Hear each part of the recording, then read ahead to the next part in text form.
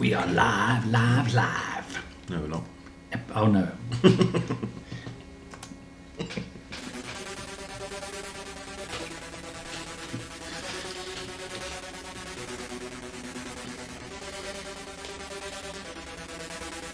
I'll play this to you when I come in. We're already rolling. No, you ruined it. Okay, but when he stops talking, it's okay.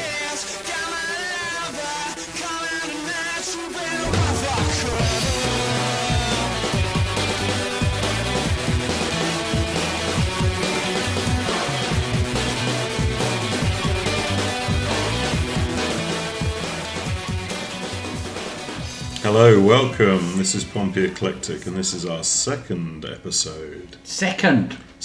I'm here with Phil. And I'm here with my spooky hat. He is. And Simon, me. And I'm here with Simon, sorry. Forget about him. We do have an apology to make, but if you listen to the first episode, we did have a fit of corpsing. Well, I did. Yeah. Over half a cut. I was half cut. It happens to the best of us. That's right, but we're now more professional because today is a spooky day indeed. You might be watching this later, but we are now in the spooky season of Halloween. We are.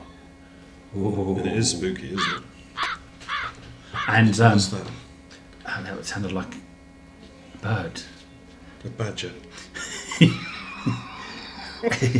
So, something we need to talk about is when we touched on how we first met and why we're doing this podcast and why you're listening to us. Please listen. We're going back 30 years now. Please keep listening. But yeah, 30 years ago we met as friends and we worked in the same place. Well, I was work experience. He was proper working. Good old Delarue.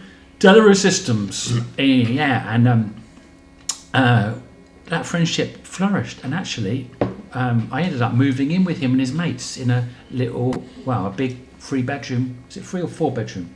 Well, 4 because it was 3-bed, but they had the downstairs back room converted into a bedroom, which I was in. That was your room, yeah. So it was a 3 converted 4-bedroom. That bang, and it was great. We had great times there. We got up to a lot of mischief. We did actually, and we had parties, wild parties. I remember we invented this game. Is this our golden nugget? I think we're in this year. This is our golden nugget. Oh, awesome. We've inadvertently segued into a golden nugget, and cool.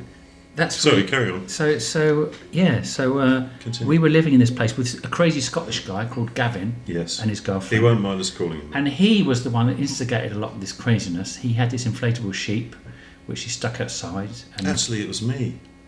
Do you know what? I bought the sheep. It was a birthday present. Oh, I thought it was Gavin. No, I bought it as a birthday present for him. Ah. And then we concocted this plan between the two of us to set up a speaker in the front room with a microphone, didn't we? That's right. And then we put the speaker in the dustbin outside. Yeah, and people so we could stay past. inside with the microphone. I remember people walking past. And we put a sheep in the hedge. And we made sheep noises. Oh, that was a goat. Whatever. And people were most amused walking past, looking and seeing an inflatable sheep. Yeah, they did laugh. And hearing the noise. And Gavin used to make commentary at people, and he used to do silly things like we used to always. It was our ritual on a Saturday to go to this Greasy Spoon place in Southsea. Yeah. And have a nice breakfast. They had a phone box outside, and Gavin got the number, and he used to phone the phone box, and hoping people would answer it randomly. Years before phone jacker. And then make up silly conversations. Help me, I'm trapped. I used to do crazy things, and then we had these crazy parties, and he invented this game called Beer Off the Balcony, which is self-explanatory. But I remember one morning getting up for work, and my shoes were full of beer, which was nice. That's right, yeah. And it happened to Lynn's mother as well. She got up one morning after a party and found her slippers soaked in Stella. Yes. Stella. We used to call soaking it. We also used to call it high altitude drinking. Oh, that's good. So the idea is one person at the top of the spiral staircase pouring the beer off, and the other person at the bottom with their mouth open. I think I did participate in being the receiver of the My friend intoxicating Darren did at one fluid at one point. Yeah. Great days. Great days. The silly things you get up to when you're young. Yeah, and the other thing we did was we set fire. I remember getting on Guy Fawkes night we got loads of fireworks. And we set them off at the back, and we also blew up cupcakes. And, yes, because we were all engineers of a variety. Well, not all of us, but 3 of us were of a variety. So IT, electronics, and software we had covered.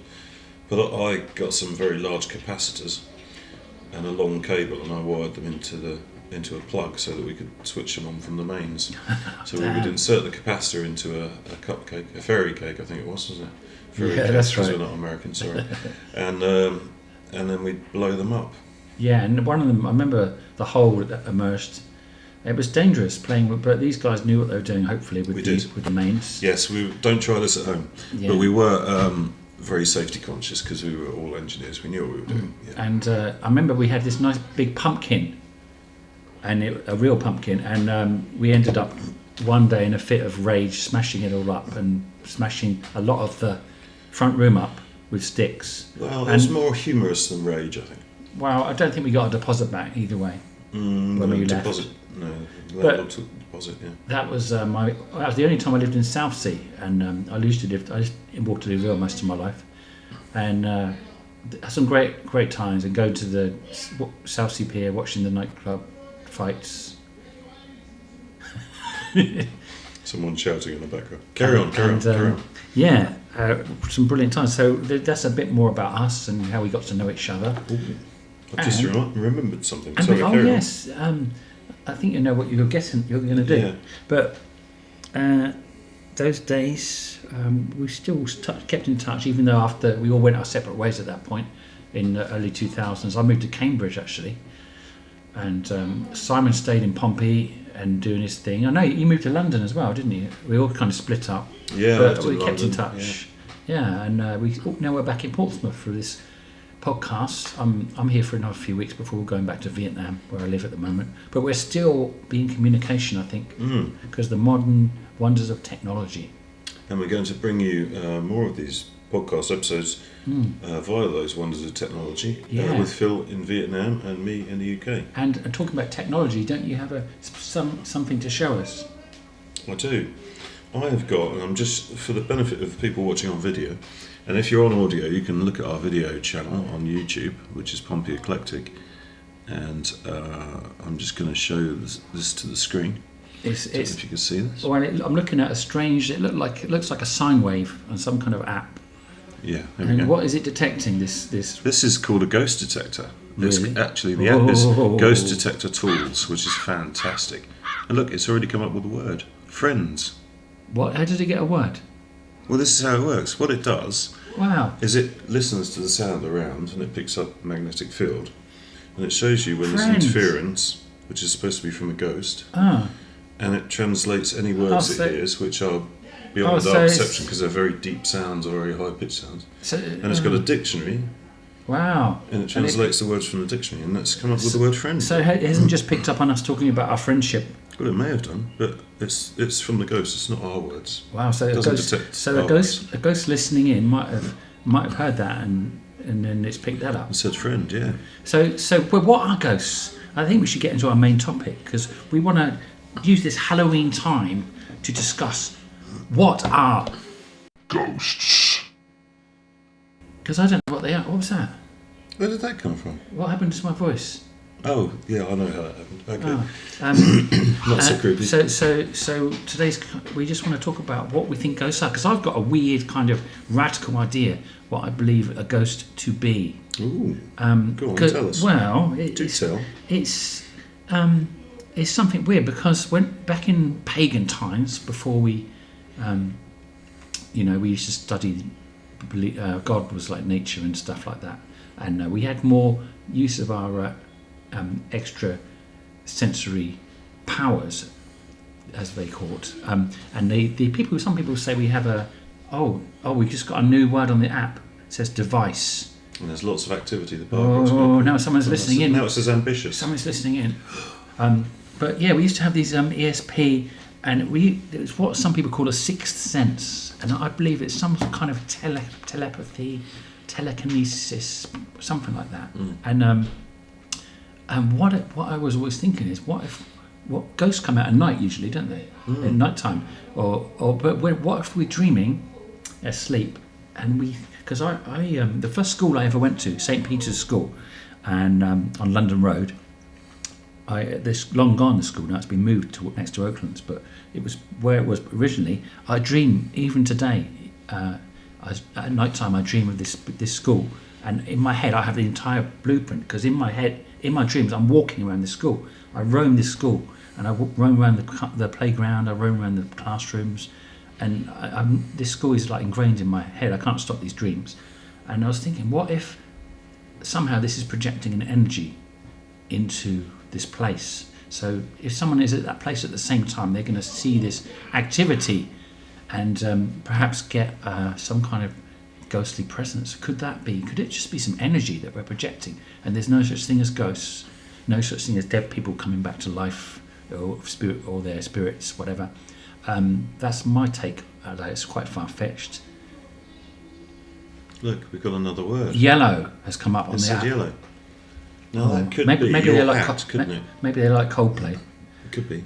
For people who are listening rather than watching, Phil is wearing a rather fetching it's orange, pumpkin but it's hat orange. for It's Halloween. orange. The ghosts are not good at It colour. is, yeah. Well, they might get it wrong. I don't know. Can ghosts see colour? But I'm curious though. But what you're saying is this is about astral projection. during Astral our dreams. projections. That's what the word I was looking for. Yeah. Could it be that? But what's your take on ghosts, Simon? Well, I don't really know. Because you're not a believer in anything. Not Spiritual, I'm are a bit of a humanist existentialist, really. I don't really believe in an afterlife, but I do believe in ghosts, and I find this a difficult conundrum because if I don't believe in an afterlife, where are the ghosts coming from? And actually, Phil's idea here, Phil's belief, does actually fit, or Phil's theory does actually fit with what I think. Because they could be astrally projected from dreams. Yeah, it could be this mystical energy. Mystical forces. We often quote, I quoted it wrongly, but Simon corrected me. We often quote a TV show we grew up loving, Bottom, with Rick Mayall and Adrian Edmondson, still one of our heroes. But we would talk about famous duos. They did a Halloween episode, didn't they? Did. They were dressed up in Halloween costumes. But they were the iconic duo, and we're going to do another podcast about iconic duos in the future. We are, comedy duos. Yeah, comedy duos. But that's for another time. Let's continue on this strange spiral into spooky significance with... you say you believe in ghosts, so did you have any sort of ghostly experiences when you were younger? I have had some ghost experiences, Do tell. And interestingly, although... Where's that coming from? And although most people don't normally talk about their experiences of UFOs or ghosts, quite a lot of people have had them. So I had an experience when I was... Actually, that Scotsman who we were talking about, Gavin. who we used to live with, yes. Yeah. It was his birthday and Lynn, his girlfriend's birthday as well, because they had shared the same month of birth. So they had a joint birthday party, and we all went away to stay in a youth hostel somewhere in the countryside near London. Nice. And his whole family were there, her whole family were there, and quite a few friends. And it was just a nice way for everybody to get together, a cheap way for everybody to get together, stay overnight, have a few drinks. But the room I was in, we had bunk beds, and I was in the top bunk. My girlfriend was in the bottom bunk. There was another bunk with two other people in. And during the night, I was woken up by somebody pressing a finger into the centre of my back. What? Yeah, I was laying on my front. Why do you often sleep on your front? Sometimes. Is that weird then? Yes. Is it? It's bloody weird. I don't think it's that weird. Wow. Anyway, right. So drop us a line in the comments. Tell us how you sleep. Is it weird to sleep on your front? I don't think it is. Right, okay, so anyway, so I felt this finger pushing into the middle of my back. And this woke me up, of course. Looked around, nothing there, no one there, and went back to sleep. But in the morning, I asked one of the guys who was on the top bunk opposite us if he'd poked me in the back during the night. And he looked quite shocked, horrified, as you can imagine. I said, no, don't do anything with it. So if you were on the top bunk sleeping normally, he could have potentially poked upwards. But that you on your front, that he'd have to reach down, lean over the whole bunk, and then poke you in the back. Exactly, yeah. So that's less likely. There was nothing there. And I have had instances like that more recently, actually, with feeling somebody poking me in the back during the night, waking me up. Well, we won't go. We won't. There. Those weren't ghostly ones, though. I guess we won't go into that. They may have been. I don't know. No. And also, the other story I was going to mention is my grandmother, who was quite spiritually attuned. She was quite into. Well, I say spiritually. She was quite into spiritualist sort of stuff-ish. She was a Christian, but yeah, she was a believer of ghosts. She used to have a. She used to wake up in the night and look down the end of her bed, and she would see a nun standing there. Wow. A ghostly apparition of a nun. And she never felt scared by it. She always felt calm and safe and protected. Oh, so it wasn't like that movie with the Valak. I don't know that one. Oh, scary. Is it? The nun. So she felt that this was her spirit guide who used to look after her. Right. Wow. So she could have inadvertently.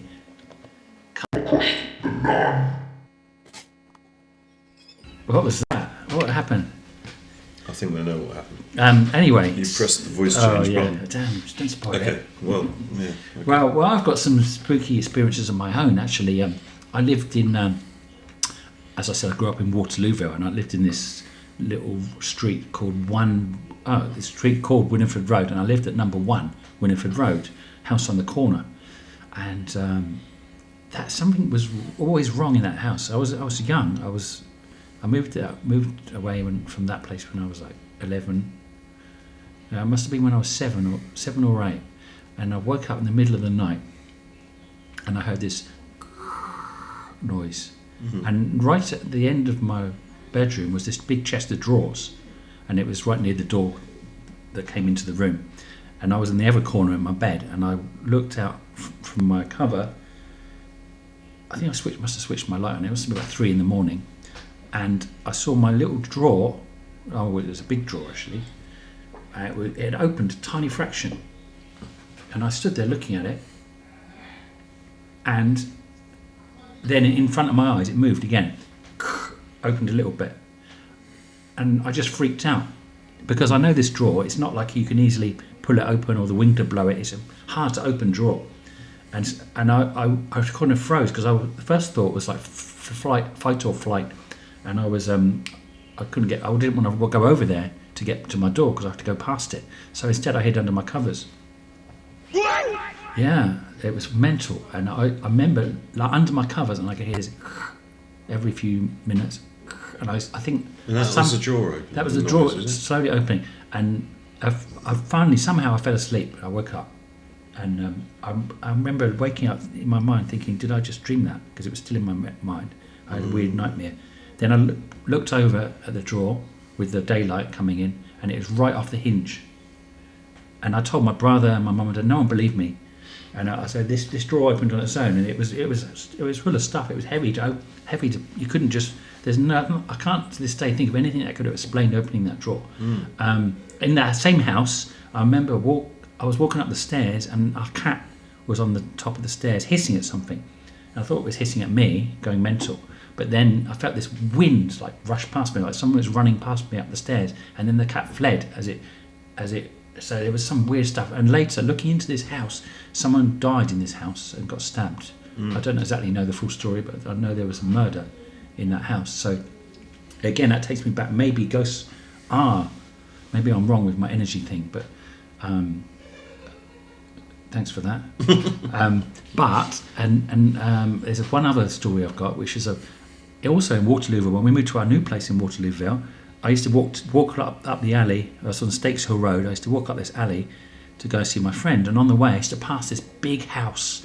It was a big kind of psycho-looking house, and I always remember Hopfield House. Hopfield House, yeah. You might have heard of it if you know about local ghosts. This place is well known as one of the most haunted places in the south.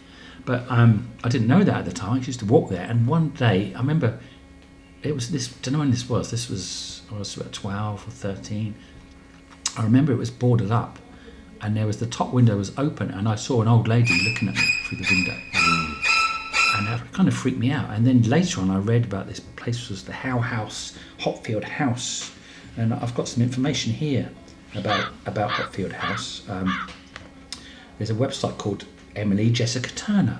and she says she went back to this house in 2017, and it's a Victorian Gothic style house on Maryland Avenue. It's probably Waterlooville's most famous haunted location.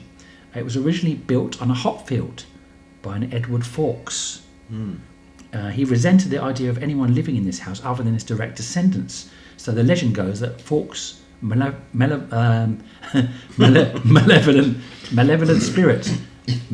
spirit made life intolerable for occupiers of the house after the last of his family left, driving 2 occupants to commit suicide.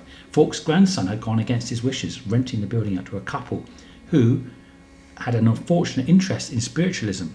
Other later residents included a widower discovered dead in his bed and with a look of horror on his face, and an army officer found with his own Indian dagger plunged into his back.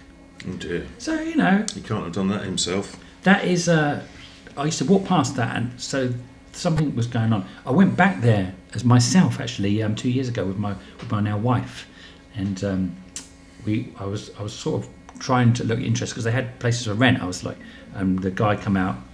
He's like, "Oh, you hear about the haunted house?" So my ruse was soon spoilt. But apparently I asked the new residents there, but if they had any ghostly, they said no, they haven't had any ghostly experiences. There's all flats now, you see. But back then, that's weird, freaky things happened.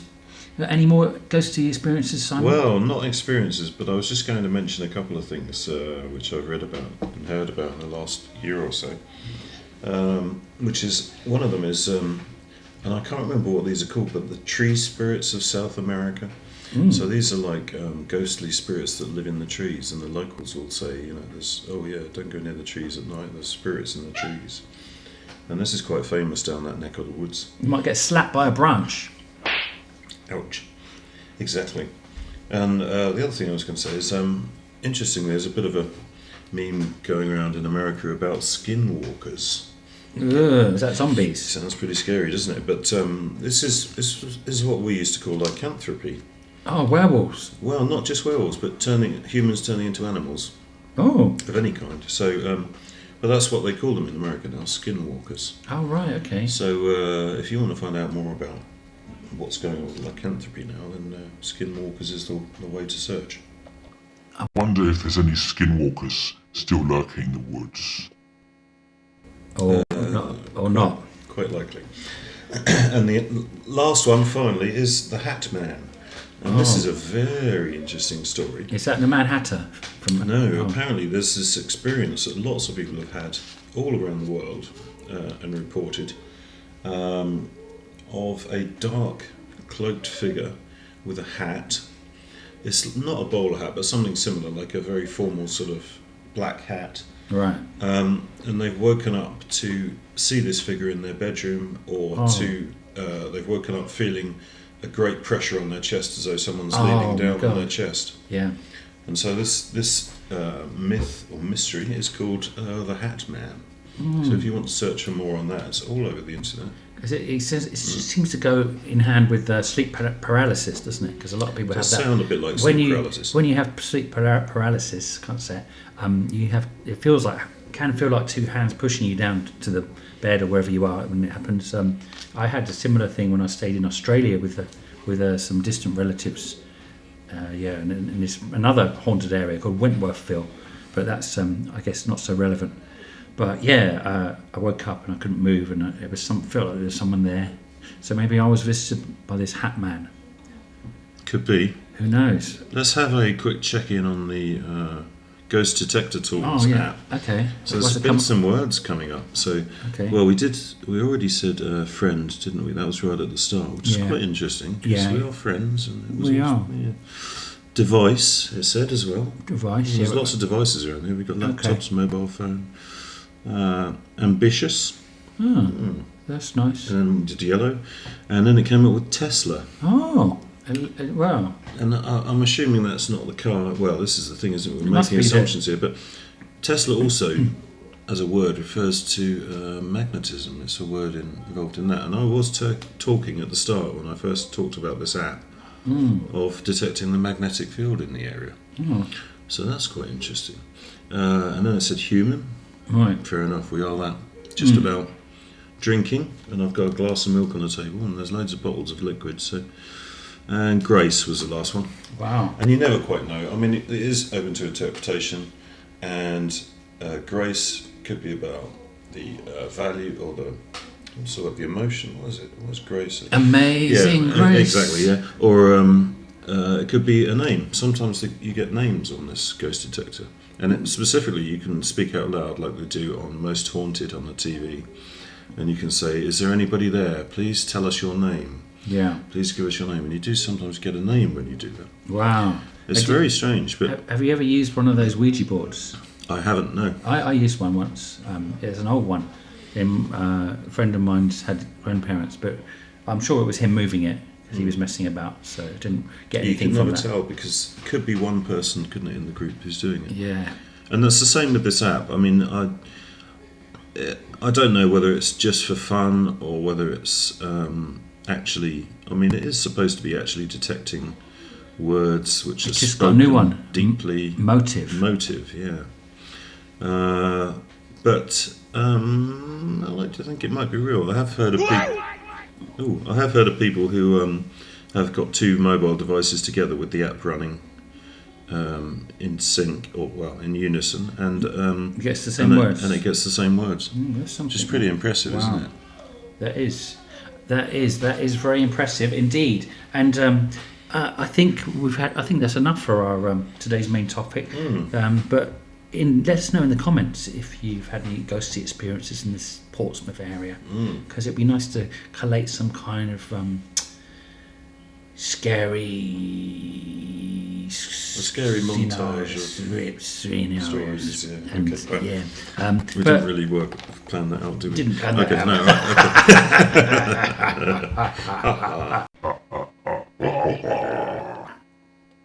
okay. Sorry, my voice has gone weird now.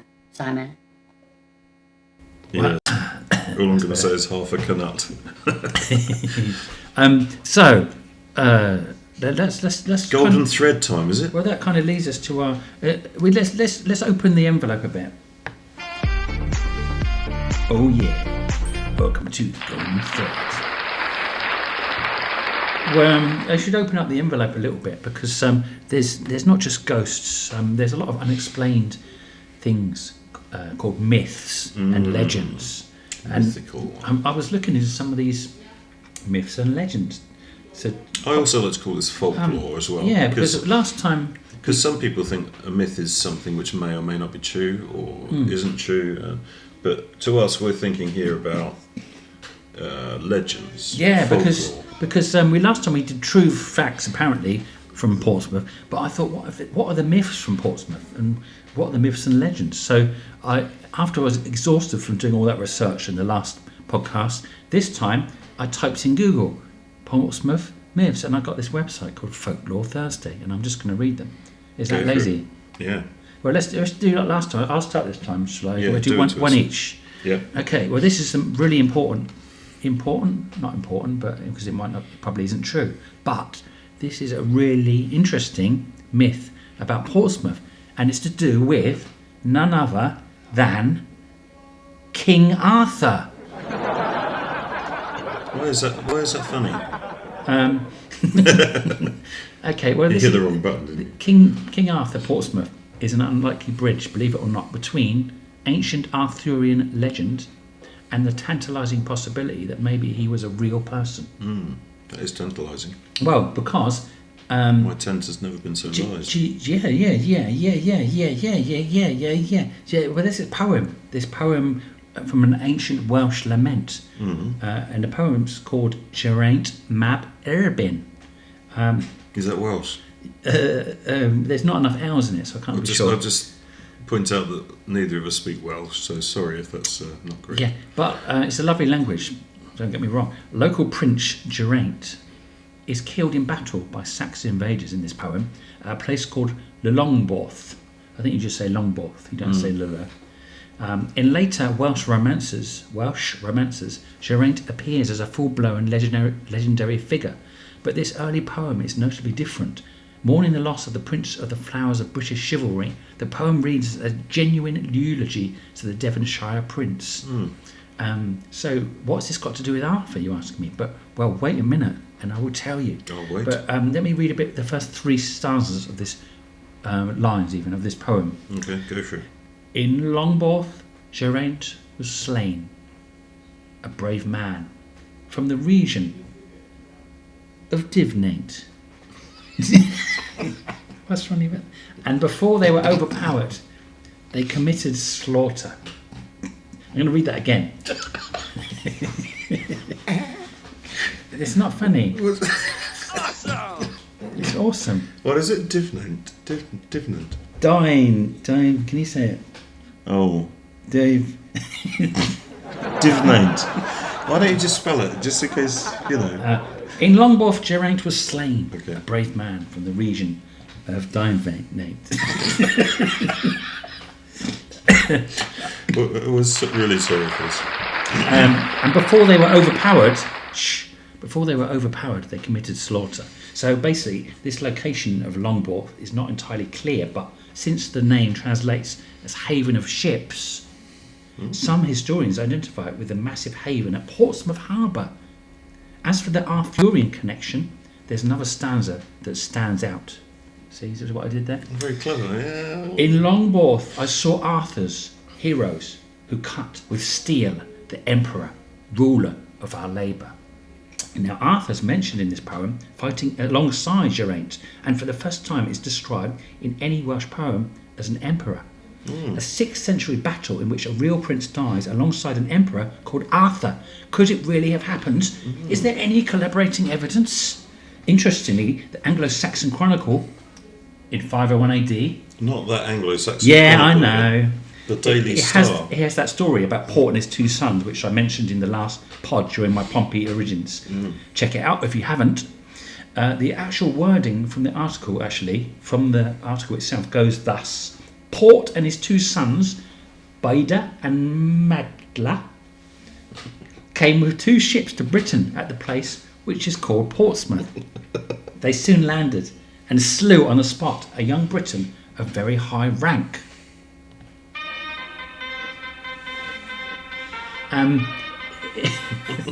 If we can believe that this story was in fact true, is it not possible that the Anglo-Saxon Chronicle actually tells of the death of that same young prince mentioned in the poem Geraint mab Erbin? And if so, what does that say about the supposed presence of Arthur?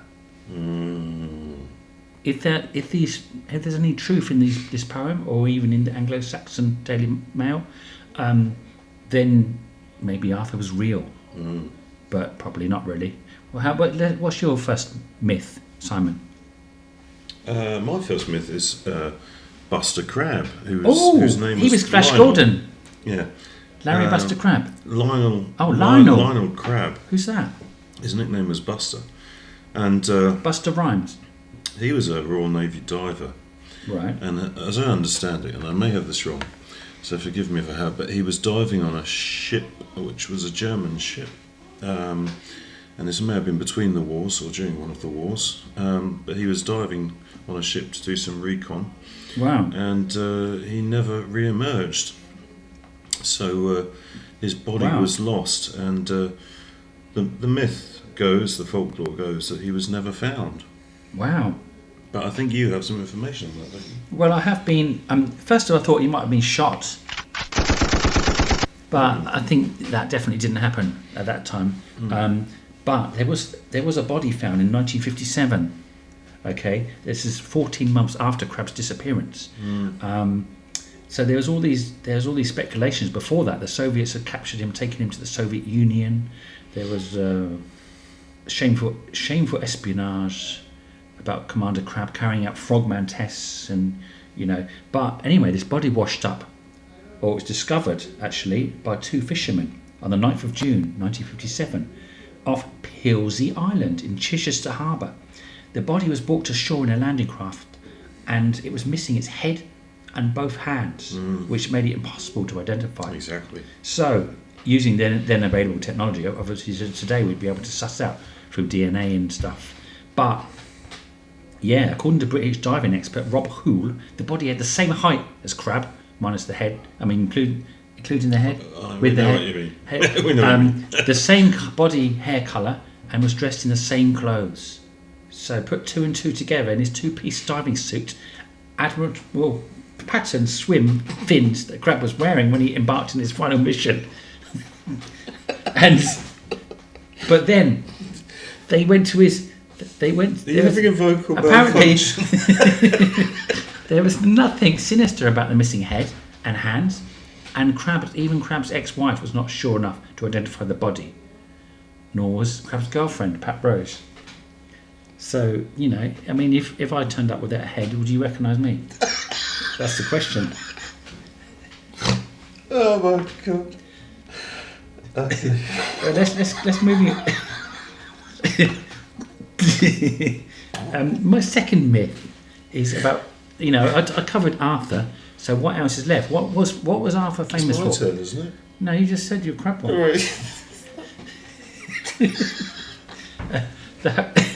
You know King Arthur. What was his quest? What was he after? What was he trying to get? There was a kind of cup-shaped thing. I mean, they do say a lot of this is true, you know, because yeah, there was. You've got Tintagel. That's a real castle, isn't it? Well, yeah. And did you see that Monty Python ruins film? of it, and it's a round table. It's hung up in Winchester. Well, apparently it was more of a square table. That's what I heard. Rectangular. There's actually a round table up there, hanging on the wall. Big one. Okay. Well, maybe they use different tables. But for this fable, there was a Holy Grail, and now this was the ultimate. Now this is you know, if you think I stretched the Arthur myth was a bit of a stretch, this one is a giant leap for mythkind.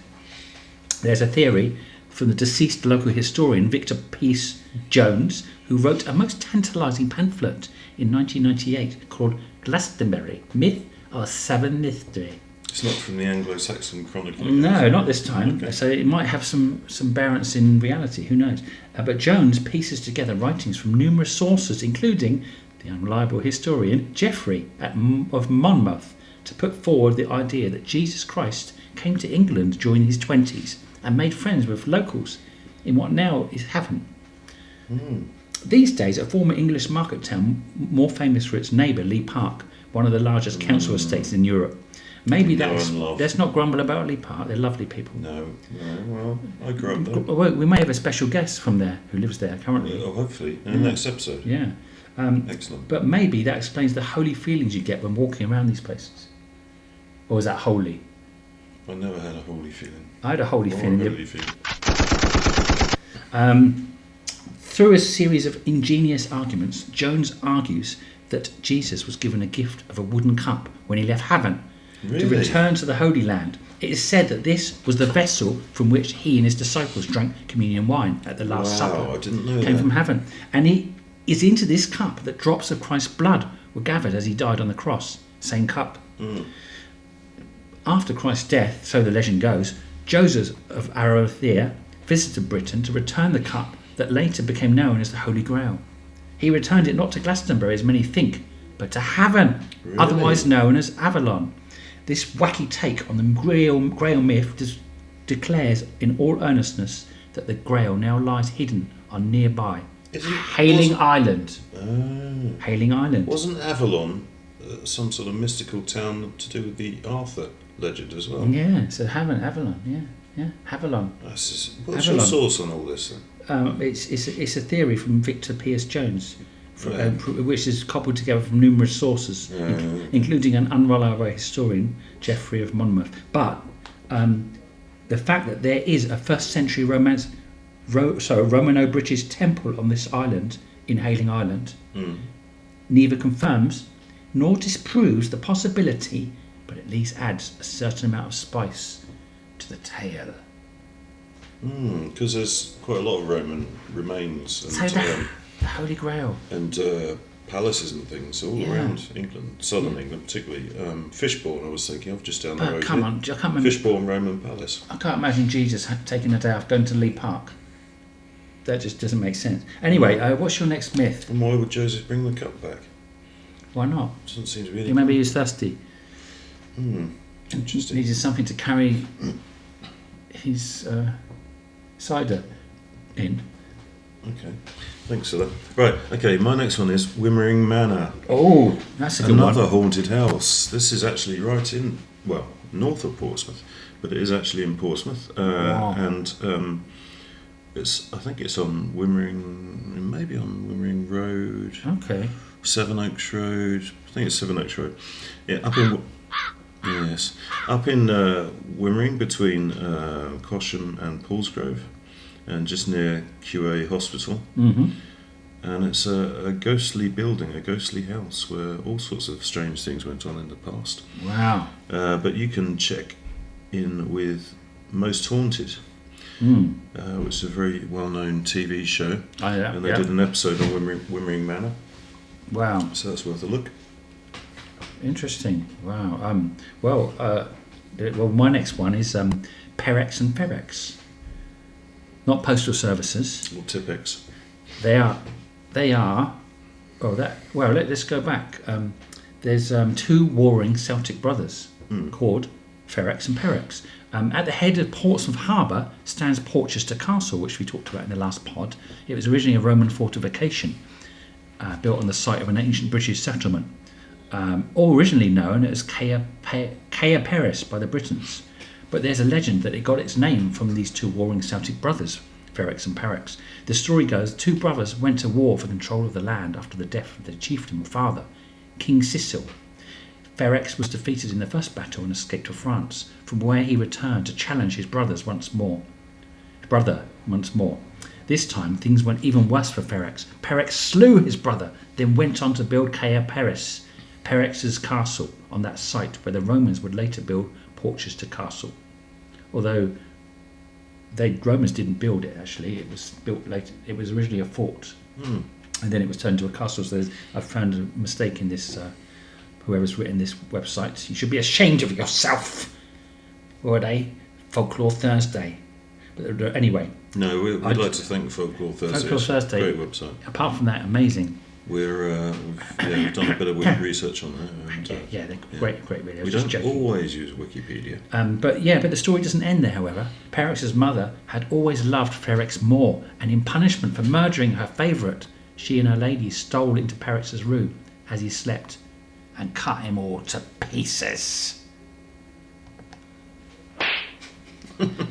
True or not? Slapped him all to pieces. Who knows? And your next one? Okay, the next one is a bit of a tenuous link to Portsmouth, I'm afraid, but the Cottingley Fairies, which is a bit of a folklore from British history. And the link is Arthur Conan Doyle, who we mentioned in the last podcast. My favourite writer. Who wrote Sherlock Holmes stories and was Portsmouth's first football goalkeeper.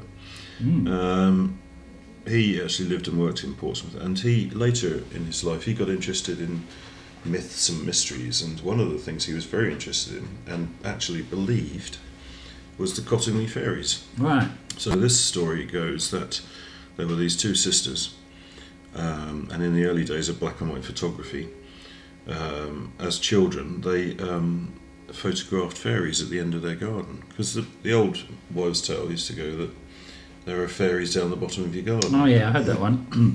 And it was later it was the Poddington Peas, but that's another story. It is.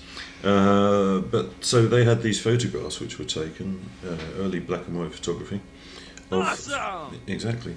Of fairies sitting on the branches of a tree. So yeah, Arthur Conan Doyle believed this, and actually this myth fooled everybody really.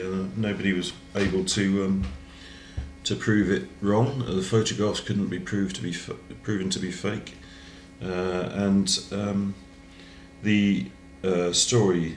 Well, the truth actually came to light finally when the second sister passed away. Oh, and she. The last remaining sister, and on her deathbed, she told how they'd actually achieved these Cottingley Fairy photos, which was by cutting out pictures from a magazine.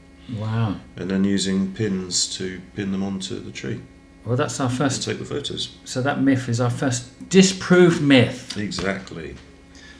So, have you ever heard of Bevis? Bevis? Yeah. Not Beavis and Butthead? No, Bevis. No. Well, not along Bevin. No? No? Okay, go on. Along the top of a great chalk ridge, the Great Chalk Ridge, Portsdown Hill, where we spent many where I grew up, When as well as Lee Park. and we We're spent just many under hours it in Portsmouth. hanging out there. Well, along the chalk ridge of Portsdown Hill that overlooks Portsea Island, there's a massive grave, known locally as Bevis's grave. But do you know Bevis was a popular fictional hero of the Middle Ages whose exploits included being sold to pirates after his mother tried to kill him, working for King Herman of Egypt or Armenia, and defeating the giant Ascapart, winning Herman's daughter in marriage and exacting revenge on his father's murderer. What the hell is an Ascapart? Well, that's another story. But anyway, all those things that this Bevis did, he was a hero. He did a lot of cool things. And this grave that's sitting on Portsdown Hill is said to be 4,500 to 5,500 years old, far older than the medieval romance, and its original occupant remains unknown. What? Does that make sense? But however, one further fact does tantalise. Later hurried burial uncovered on the site revealed a man with his head pierced by an iron spear. Since iron was a material from a much later era, it is possible that this ancient grave of former kings was used by the Britons in retreat after the death of Geraint. So that's it. That's it, really. That was a good one. But Okay. yeah, so there's a grave if you go down to Portsdown Hill and look for this Bevis's grave, because there's I've an never seen that. interesting story there. Lovely. Well, our ghost detector has just said torture. Oh, so Which is a maybe little bit worrying. it doesn't like my stories. Yeah, exactly.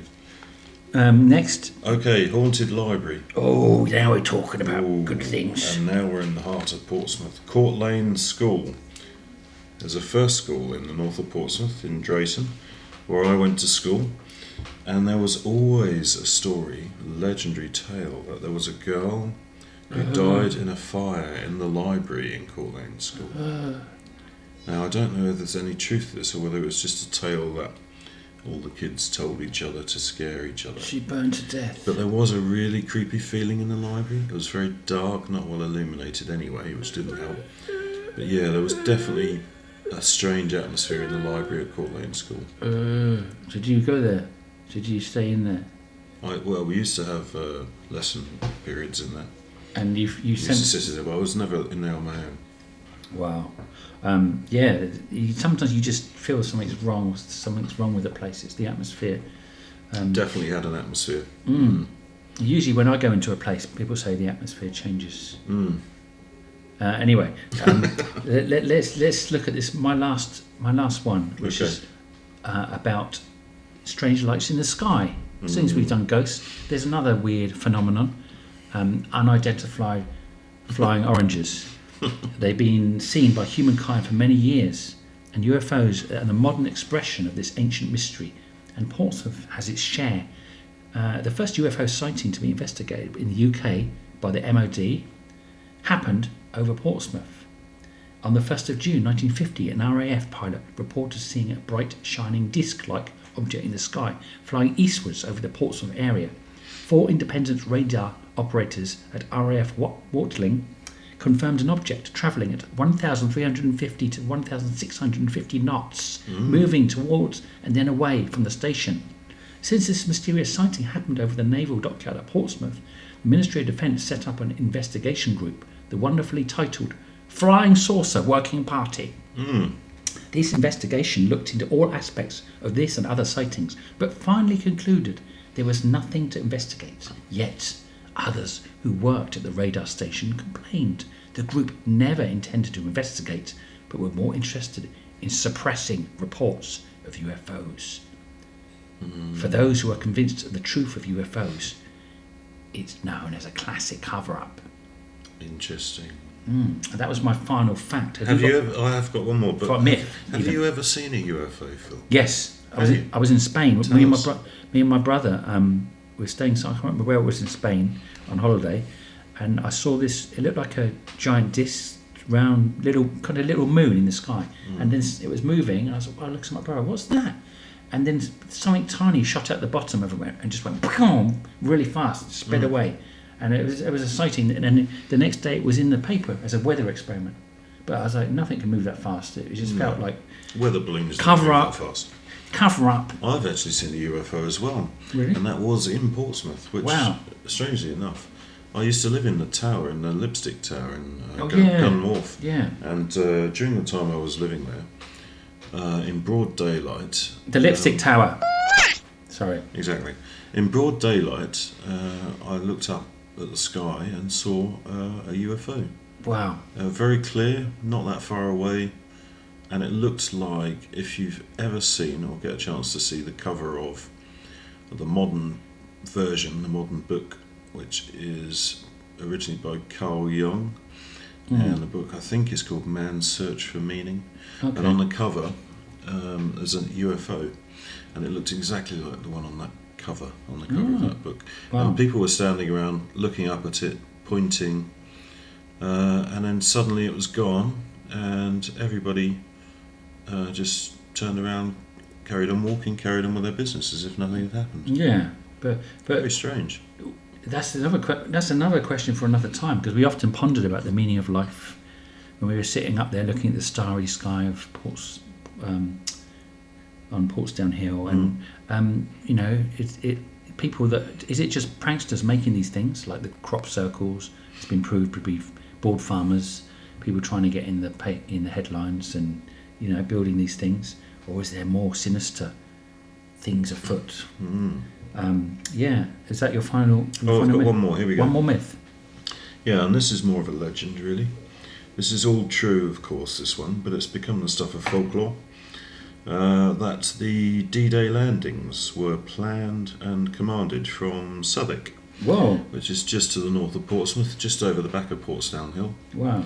And the night before the raid, the commanders, I can't remember their names, but I'm sure you'll put it in the comments for us, all made their plans, and they went to a local pub in Southwark. I'm sure you can read about it in the pub. And then they had a church service in the church, the name of which I forget, but it's just on the crest of the hill, just over the crest of the hill. And there's actually some signs up outside the church, just by the gate of the church, So which talk about this whole scenario and how this was all planned from Southwark. We should touch some more about the Second World War in a future podcast. We've got many stories. If we can collate them, I think we could have quite an interesting pod. But let's hope. Maybe that was a myth. Who knows? But though there's countless mysteries, legends, and myths throughout England, Portsmouth is not usually considered a centre for folklore. But the truth is that folk tales grow wherever there are folk, and they take on new shapes and meanings as the centuries go on. Portsmouth can claim its fair share of legends and ancient stories, as well as some new ones too. And I think that just about wraps up this second podcast. Okay, great. We've Shall we touched. sum up then? Let's Yeah. go. What have we done? Well, we talked about We ghosts. corpsed a bit, didn't we, again? Sorry for that. Yeah, I couldn't stop laughing. but it's not good without a good party unless you corpse, is it? Oh, well, exactly. And corpse is, goes well with Halloween. Exactly. And on that, I wish you a happy Halloween. And Happy Halloween, everyone. I hope we will see you in the next pod. What's the next pod going to be all about? Oh, the next pod is about growing up in Pompey. And are we going to do a bit more Pompey history from Nelson onwards? Oh, yeah, because I think if you've done your research as brilliant as mine, we should get quite an interesting pod about the 19th century after the Battle of Trafalgar up to today. We're going to go contemporary. And we're going to talk a bit about how Portsmouth has changed from being a naval city for many years. Or that could even be on the pod after this next one, but it depends if we get our special guests. We're planning a special guest. Ah, yes. So we may be talking more about what it was like, more recent history growing up in this area. Yeah, the legendary Marshy. The Graham Marsh, friend of both of ours, who actually wasn't, if it wasn't for him, we would never have met. Also known as Swampy. So, yep, Swampy. He's a good lad. And so, we hope to see you there on the next pod. Here. In fact. Here, there, anywhere. Everywhere. And if you're watching this on YouTube and you just want oral pleasure, there's also on Spotify. Oh, AU. Okay, sorry. Yeah. Oh. Okay. Hit it. Hit it.